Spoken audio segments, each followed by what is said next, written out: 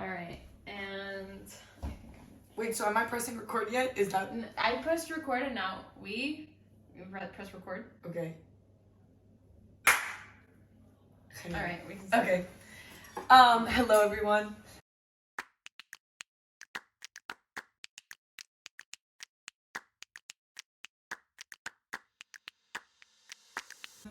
Welcome to the second visual podcast episode that we have in the history of generation. This month's topic of the magazine is beauty. So I'm joined by a beautiful person. She's beautiful.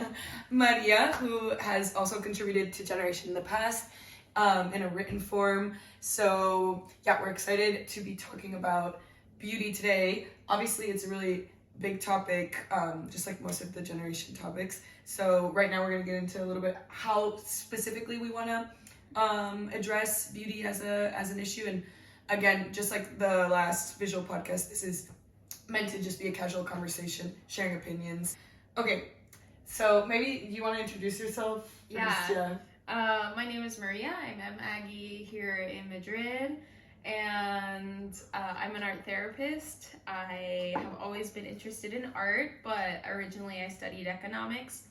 And Maggie and I went to an expo last week, and we started talking about this topic, and we thought we had some interesting things that we wanted to share with each other. So yeah, that's a good like starting point, because we went to the Monet exhibit. Obviously, like, very famous painter, very highly touted. It was like a more expensive expo. Also, like, usually we're used to having, the student pass, so either you don't pay anything or you pay very little. So this was like, high expectations. And like the first thing you saw when you walked in was like a black box room with, and probably you've seen these before because I feel like they're popular now, with projected water lilies, because that's of course what Monet is like most famously known for. Water lilies like all over the walls and the floors, and everyone's like taking pictures. And Maria said something that I was like, oh, this is really interesting and could be used as like a starting point for a conversation. She said, like, I think, what did you say? Like, it's fast food. yeah, it's like a fast food version of art. Exactly, in the sense of that it tastes good, it satiates you, it's fun, but it's not good quality. It's not good quality. It lacks an element of authenticity. Yeah, it's commercial, and we were thinking about that, like, and that happens a lot of times with art nowadays, especially like older art being presented now is like you see it in the context of like the modern day like capitalist gaze. So let's maybe start by like defining beauty for us, or like what are kind of the parameters of our conversation? Like, how are we understanding beauty? Is it something merely physical? Is it transcendental in some way? Is it subjective, objective? We were talking a little bit before we started recording about this. I think that beauty is a fundamentally subjective experience. I think that obviously in every subjective experience there are elements of objectivity to the extent that other people can agree with our subjectivity, such as in design or art. I think lots of people regard good art as good art, and that could make it to a certain degree objectively beautiful. In the sense of like using the Monet as an example, like he's so touted that like even from a young age you kind of grow up, again, if you're like in those worlds or people talk to you about that stuff. And I mean, in school, like I remember in art class, you see Starry Night. Yeah. They show you Starry Night when you're like 8, and is that kind of what you're referring to? Is exactly. That they don't like show you it and say, how does it make you feel? What do you think of it? They just say, look at this masterpiece. Exactly.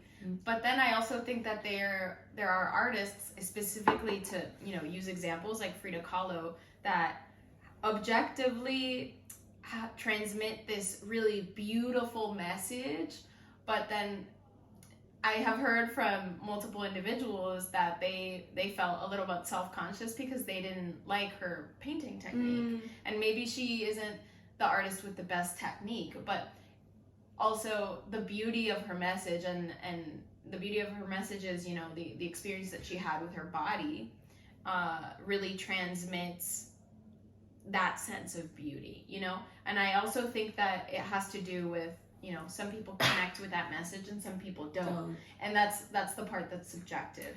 I also think that's interesting, like why one would connect to the message, and I think this goes back to this idea of like if beauty is really objective or not, which I agree with you that I think it's subjective.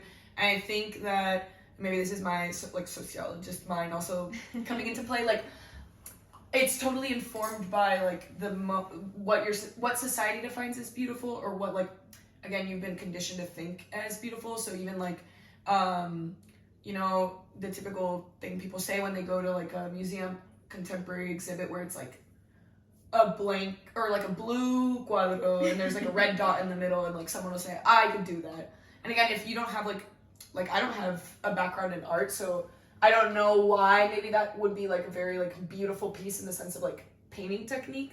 But the point I'm trying to make is like seeing that in a museum versus like seeing it on the street, the experience is different because it's kind of goes back to the Van Gogh thing. Like it's in a museum, so you're already coming with the expectation of like, oh, it is like a high quality piece, it's beautiful, especially there's other people looking at it, so like, oh, I should be seeing this as well. And like we could give like millions of examples. I feel like same thing happens with celebrities. Maybe like there's a celebrity that everyone says, wow, she's so beautiful, and so all of a sudden she becomes like the bombshell of like Hollywood. Like we shouldn't hate on Sydney Sweeney. I feel like she's such a hot topic now, but like someone like her, like again, there's a boom and everyone's saying, wow, she's like the new Hollywood bombshell.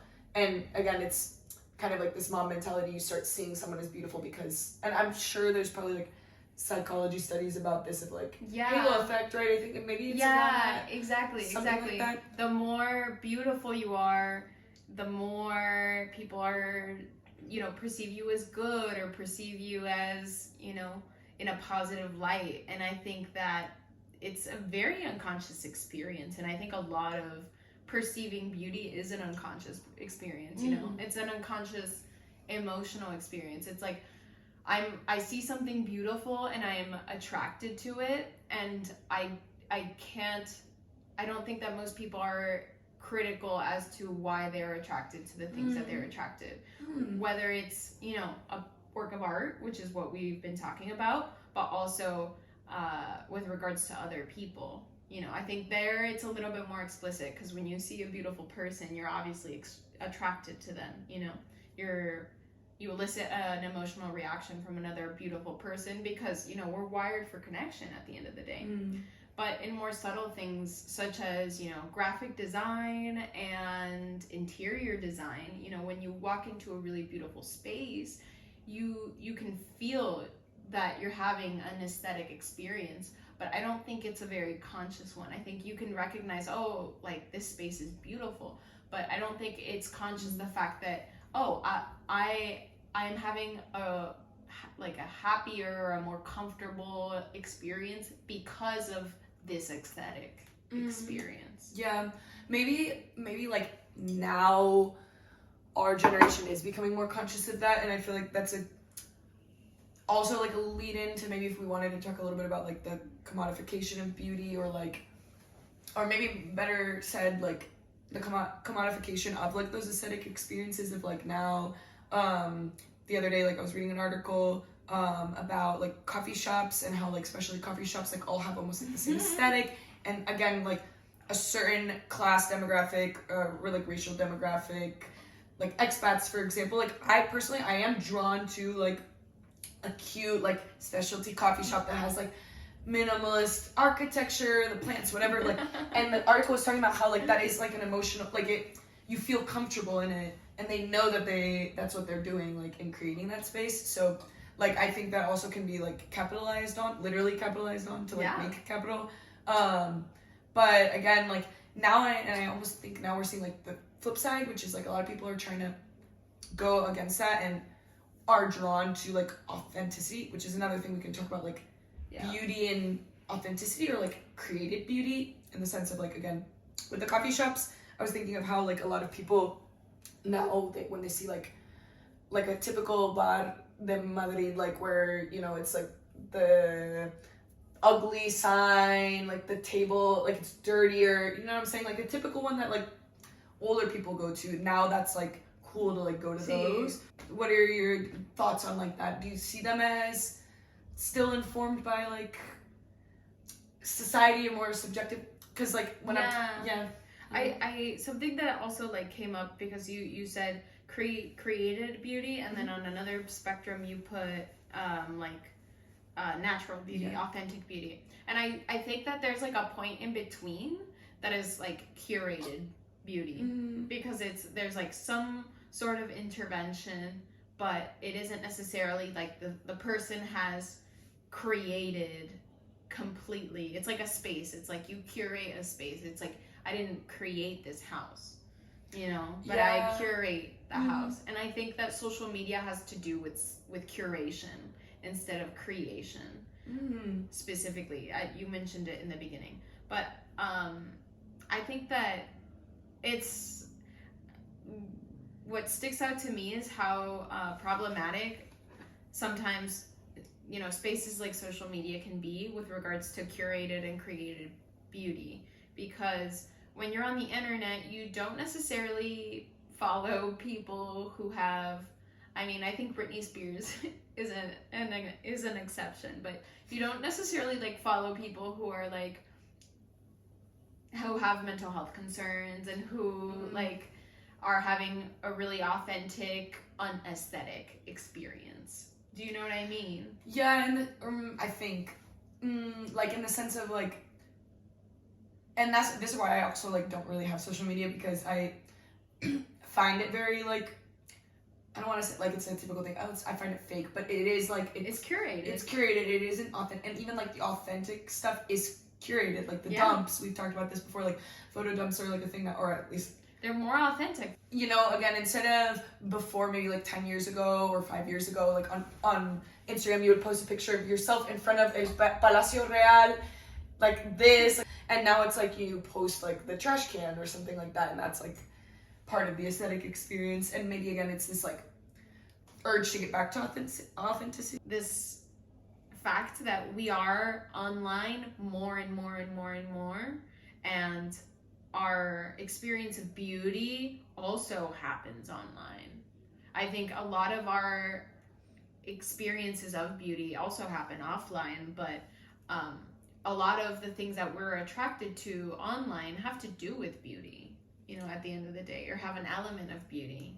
Even the things that we're interested, because if we can talk about physical beauty, because I think we've been talking about physical beauty, but and a topic that we didn't even plan on talking about was felt beauty. When I feel that something is beautiful, and it's like, it's not necessarily something visual, but I feel like something is beautiful because maybe I connect with a creator online, or I perceive as a creator on the internet as creative, or I really appreciate the work that they do. Or like people are always talking about someone's energy as well. Like there are people who you look at them and you're like, they're beautiful, but it's not like, again, you can't pinpoint a physical or aesthetic thing. It's just the energy that they give off, which can obviously be related to like their personality, but also how you feel about them.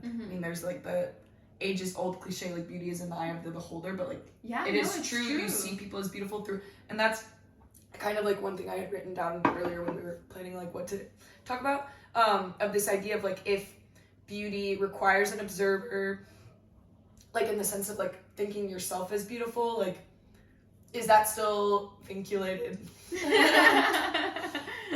Like to related. Is that still related? Is it still related to or linked to another person or societal expectation? Like if I look in the mirror and say, wow, I feel beautiful, is it like merely a symmetrical thing? Wow, like my eyes are symmetrical, or they're green, which is nice, or like, again, is it, and I do think it's so socialized, so conditioned, like again, if you're raised with your parents telling you you're beautiful, or people treating you at school differently because of your beauty, you grow up thinking you're more beautiful than maybe you are, or maybe the opposite.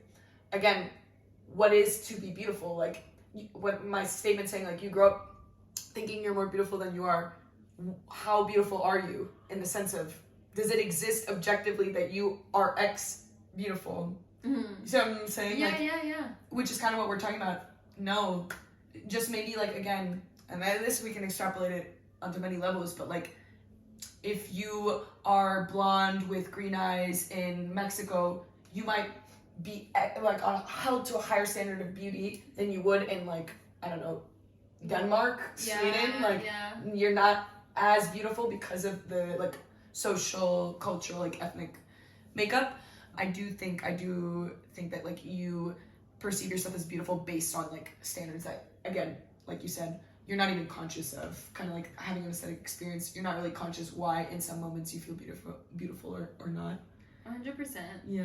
And I think that you touch on something that's really important on, you know, our self-perceptions of if we feel beautiful or not. It has a lot to do with the environment that we grew up in and whether our parents expressed things about our physical appearance, whether they, you know, there's lots of cases where, you know, parents make lots of comments on, you know, the external experience, and then there's also lots of cases of the opposite.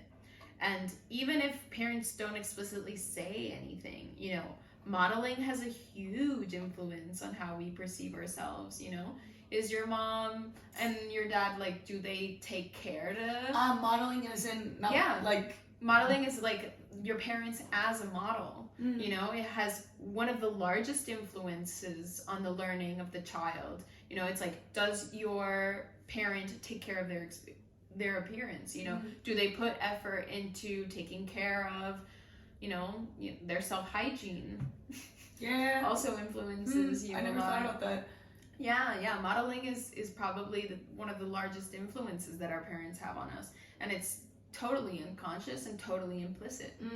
And also, I'm sure, like you said, the more obvious of like them commenting things to you or not as well. Like I know examples of people I've talked to where they're like, no, their parents never talked down to them, but they never explicitly told them, "Wow, you're beautiful," like, and lacking that. But I also think probably we, and I assume you would know because again, your background, but like in psychology and everything, but like seeing the way, I'm also thinking from a gendered perspective too, like this is, you could also add like a gendered lens to this whole thing, but like totally being a young girl and seeing your mom question her beauty or seeing her worry about her beauty, like there's the whole trend of like almond moms, things like that even if they don't impart it on you or like they are that. Yeah, like even if they don't tell you need to be skinnier, if they're concerned about that kind of conditions you into thinking that it's important. Probably. Totally. And that's something that I also lived in my family personally, and this is a little bit of a self-disclosure, but you know, in my family, like women who have menopause, they, you know, and a lot of women around the world, when you hit menopause, you know, disappear from society. No, well, like you gain weight because your hormones are different. And this causes women to be self-conscious of their bodies. And, you know, I think a lot of women don't realize that them being self-conscious about their bodies makes their daughters self-conscious of their bodies. But on the bright side, you know, like my mother, I always thought that she was beautiful and she never wore makeup. You know, she would, you know, wear a little bit of lipstick, you know, a little bit of, you know, just little things. And I think for me, it was very validating because I didn't have an example of a woman who put so much effort into her appearance. And I think that that's really wonderful, you know, like she sent me the message, you know, you are a good enough woman if you don't invest, you know, obviously she did the minimum, you know, she had good hygiene and, you know. Yeah, but that's tricky though, because I agree with you, but the example that mothers and fathers set is really important. Yeah, but also again, like the dressing up, the makeup and stuff, I think it's also the way they do it. Like maybe again, if it's linked, vinculado to like some sort of like intent to, and this kind of goes back to what you're saying about the curation. I was kind of thinking of mentioning it then, but this is like a good way to loop it back in. Like, you know, we have the face that we have the body that we have.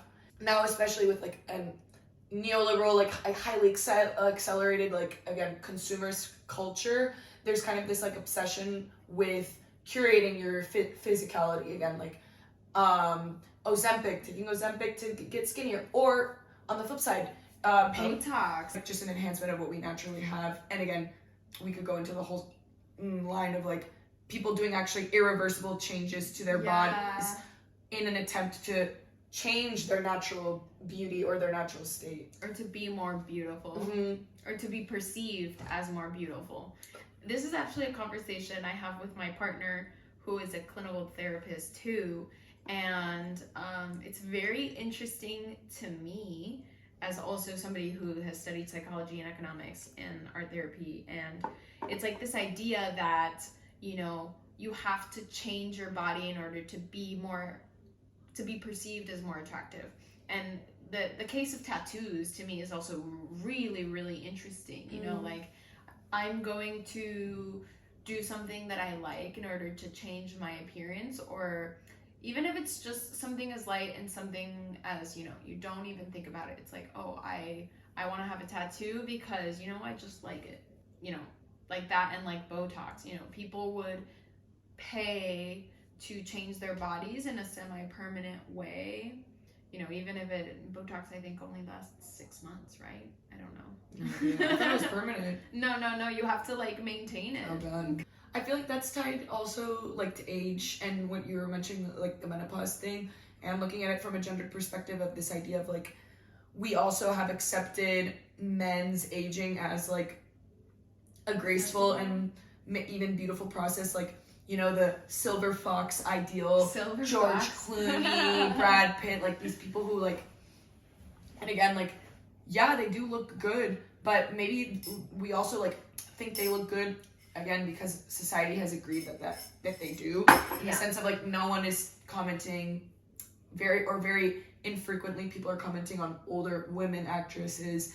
And actually recently I read an article about Jennifer Aniston that she was saying like she can't win because when she started aging, and again, she's a good example of like she was like an American sweetheart when she was younger, touted as very, very beautiful, excuse me, and so like that must be very difficult to then naturally age and lose a little bit of like your youthful beauty, obviously by like through aging.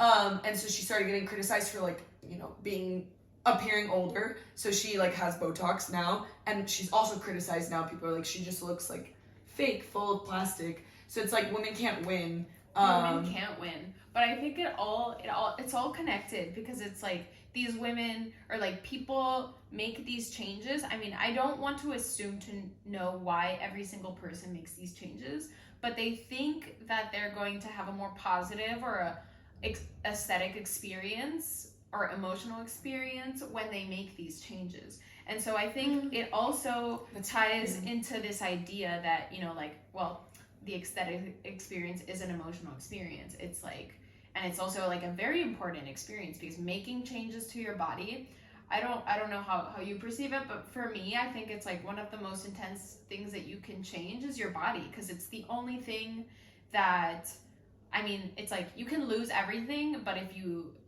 lose your body, it's like it actually affects your quality of life. You know, it's like the thing that you were born with and the thing that you're gonna die with. It's like the only thing that you actually have in your life is like, your body. But I think it also ties in with this idea that, you know, and something that we haven't addressed is that when you perceive something beautiful, it also makes you aware of all of the things that are not beautiful. And it also alerts you that, you know, like even in the case of Jennifer Aniston, it's like, oh, okay, like you're not beautiful, so you are going to be treated in a negative way. Yeah, like in the sense of kind of like the opposite of the halo effect, that just by virtue of not being beautiful, all of a sudden it's like a negative thing instead of a neutral thing, or just like an existence. It's something criticized. Like why isn't she beautiful? Especially like the loss of beauty, in that sense that she's like, she used to be on this like high pedestal, and it's like, oh, what did she do to herself? She like ruined herself. And I mean, when I just think about beauty and you know, the experience of not beauty, you know, not aesthetic, and kind of what we have traversed, it basically means, you know, from an economic perspective and from an opportunity perspective, it means less opportunity, less capital, less everything, because you're less likely to go on a date if you're not beautiful. You're more likely to be perceived not nice, you know, or not like, because when you're attractive, you're perceived better. Pretty privilege. Yeah, it's pretty privilege. I mean, I think it really does exist on social media, in day-to-day life, on paper. That's another interesting thing that I think has changed a bit since like we were kids, in the sense of like what are like our models for beauty now, with like TikTok, Instagram like being so present in like young people's lives. Especially I'm thinking about TikTok and like people who become viral or become influencers, again, by virtue of like their appearance, basically. I'm referring to like, you know, the typical like dance TikToks, which don't have any real like content. Like there's no real substance to it. It's not like they're teaching you anything or anything. And a lot of times like it's not even that they're dancers. They're just doing like a TikTok trend. You know what I'm saying? But they're nice to look at. It's just like usually beautiful. They're usually girls with like nice bodies. Exactly. Or like pretty boys as well. Yeah. But the girls specifically also, lots of makeup usually. Sexualized. Very sexualized. Very young too. I feel like TikTokers tend to be like young. They're not like in their 20s, but they're like in their teens. And I just like think of that as a standard, because I'm trying to remember like when we were little, like how did we, it was, you know, movie stars or like TV shows, and that's not like 24/7 present in your mind, whereas TikTok, it's like you have the phone in your hand, and again, it's so much saturation too of like pretty face after girl, hot guy and hot girl like doing a dance together, and I can imagine that probably has a lot of effects on like even more so on young girls, of their like self-perception of beauty and things like that. All right, well, we've touched on a lot of interesting topics.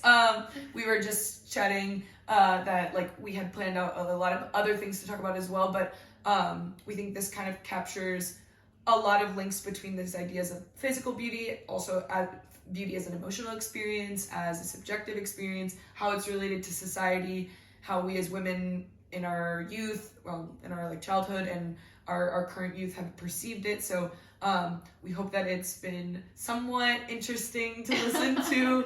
And yeah, we would love to hear like any thoughts that anyone has had by watching this video or listening to the audio, and you can comment on the Generation page, or you can even send us an email or DM us on Instagram. It's at Generation Generacion. If you're interested in writing something as a response or just in general participating, we publish every month, and hopefully we can do another one of these on a different topic, because it's fun to share ideas. And I think it's really useful to have a casual conversation. I mean, Maggie's really smart, so she is too. So we did it in one take, which I was saying is pretty crazy. Yeah, we did this in one take. Thanks for watching. And if you find this interesting, really do let us know, because then we'll probably make it happen more. Thank you. Ciao.